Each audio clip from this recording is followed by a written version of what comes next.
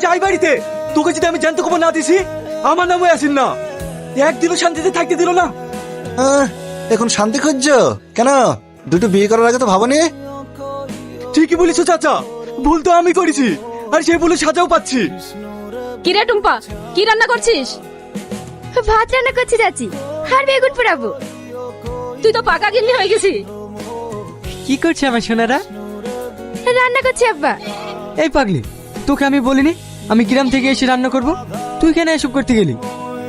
তুমি সারাদিন গ্রামে গ্রামে ভিক্ষি করে আসার পর তুমি যখন রান্না করো তোমাকে দেখে তখন আমার ভীষণ কষ্ট হয়। আর তাছাড়া তো আমি রান্না শিখে গেছি।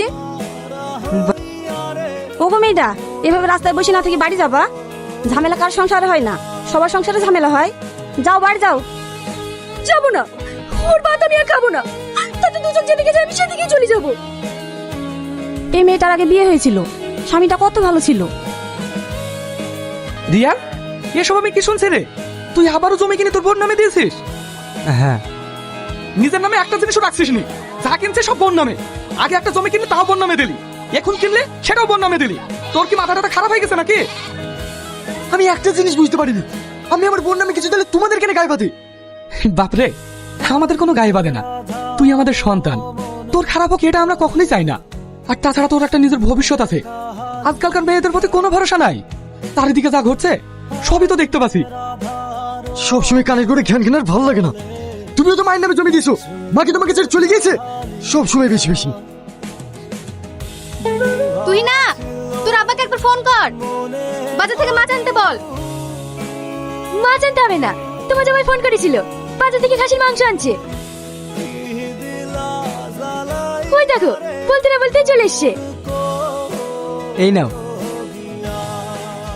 এত মাংস কি হবে? আজ বাজারে একটা ভালো খাসি জবাই করেছিল, তাই একটু বেশি করেই নিলাম।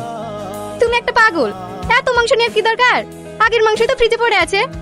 বউ খাইলে সব ফুরিয়ে যাবে।